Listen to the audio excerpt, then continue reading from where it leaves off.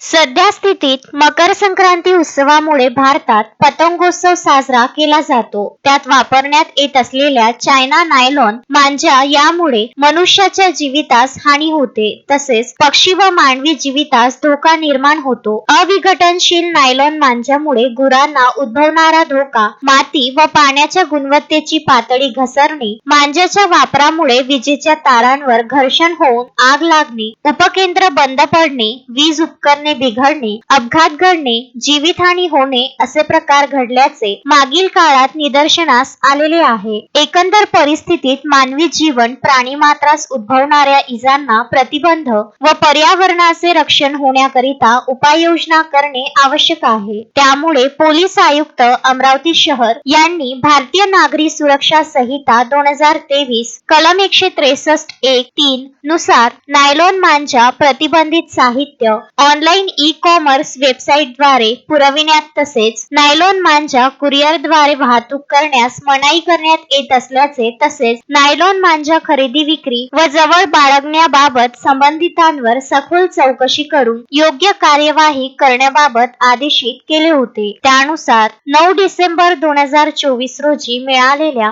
गोपनीय माहितीवरून एका संशयितास ताब्यात घेऊन त्याच्याकडून 12 नायलॉन मांजाच्या चक्रीसह 12,500 रुपयाचा मुद्देमाल जप्त करून फ्रेजरपुरा पोलीस स्टेशन येथे अपराध क्रमांक 10-29/2024 भारतीय न्यायदंड संहिता कलम 223 सह कलम 5 पर्यावरण संरक्षण कायदा 1986 प्रमाणे गुन्हा दाखल करण्यात आला होता. सदर गुन्ह्याच्या पुढील तपासात नायलॉन मांजाचा मूळ स्त्रोताचा शोध घेणेकामी तपासात अकोला येथे जाऊन तेथून मोनो कंपनीचा व ऑल आउट कंपनीचा नायलॉन मांजाची विक्री करणारा संशयित इसम नामे विशाल संतोष वरोकार, वय 23 वर्ष, राहणार मोठी उमरी, अकोला यास ताब्यात घेऊन त्याच्याकडून नायलॉन मांजाचा 60,000 रुपये किमतीचा 60 चक्रीचा एक बॉक्स जप्त केला असून पुढील तपास चालू आहे. शोएब खान, विदर्भ न्यूज, अमरावती.